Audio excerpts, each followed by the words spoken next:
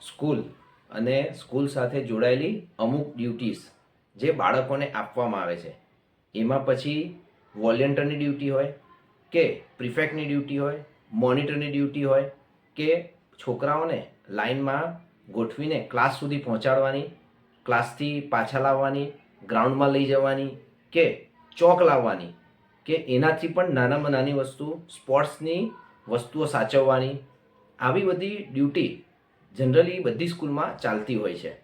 પરંતુ આ એક વોલેન્ટિયર ડ્યુટી છે અને ઘણા બધા પેરેન્ટ્સ એવું કહે છે કે આવી ડ્યુટી આપણે નહીં કરવી જોઈએ. તે ઉપરાંત પોતાના બાળકને પણ કહે છે કે બેટા આવી આપણે સેવા નહીં આપવાની. પરંતુ મિત્રો, તમને લાગે છે આ એક નાની ડ્યુટી છે, પરંતુ આના બેનિફિટ્સ કેટલા છે તમને ખબર છે? ચલો આજે એ બેનિફિટ્સ પર વાત કરીએ. જ્યારે ટીચર્સ કે પ્રિન્સિપાલ કે સ્કૂલનો કોઈ પણ સ્ટાફ વોલેન્ટિયર તને એક જગ્યાએ ઊભા રાખીને એમ કહે છે કે બેટા તું આ લાઈન સીધી કરીને ક્લાસ સુધી લઈ જજે, ત્યારે બાળક મનમાં ને મનમાં પોતાની જાતને પ્રાઉડ અનુભવે છે કે ટીચરે આ બધા બાળકોમાંથી મને સિલેક્ટ કર્યો. તો બાળકના મનમાં આવી ભાવના આવે છે. એને કારણે બાળકમાં કોન્ફિડન્સ વધે છે, બાળકમાં એક ડિસિઝન લેવાનો પાવર વધે છે. અને ઘણીવાર પ્રિફેક્ટ, આ શબ્દ બી તમે સાંભળ્યો હશે, જે દરેક સ્કૂલમાં હોય છે. પ્રિફેક્ટ આ બધા છોકરાઓને શિસ્તમાં રાખવાનું કામ કરે છે. તો આ પ્રિફેક્ટના મનમાં એક જાતની ભાવના કેળવાય છે અને આત્મવિશ્વાસથી ભરપૂર આવી પ્રિફેક્ટ ભવિષ્યમાં પણ એક લીડર તરીકે આગળ આવવાની સંભાવના ખૂબ વધી જાય છે. હવે ઘણા મા બાપો એમ કહેતા હોય છે કે પોતાના બાળકને મોનિટરમાં ન રહેવું જોઈએ, પરંતુ તમે જાણો છો કે ક્લાસમાં જે પણ મોનિટર હોય એનો આત્મવિશ્વાસ બીજા છોકરાઓ કરતાં ઘણો વધારે હોય છે.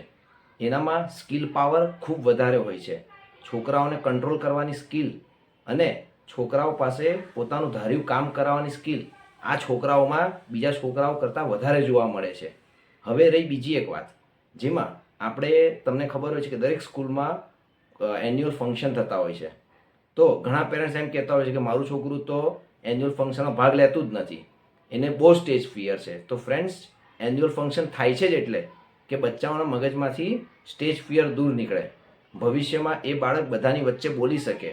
ભલે એ છોકરું ડાન્સ નથી કરતું, એ ખાલી ત્યાં જઈને ઊભું પણ રહેશે, તો તમારું બાળક સોશિયલી રીતે આગળ આવવાના આ પ્રથમ સ્ટેજમાં પ્રવેશ કરે છે. જ્યારે બાળક કોઈ પણ એન્યુઅલ ફંક્શન કે કોઈ પ્રોગ્રામમાં ભાગ લે છે, તો એનો ઉત્સાહ ન તોડતા એને ઉત્સાહના વધારો કરો અને એ બાળકને કોઈ પણ પ્રોગ્રામમાં જો એમના ટીચર રાખે છે તો એ પ્રોગ્રામમાં એને ઉત્સાહપૂર્વક ભાગ લેવા દો.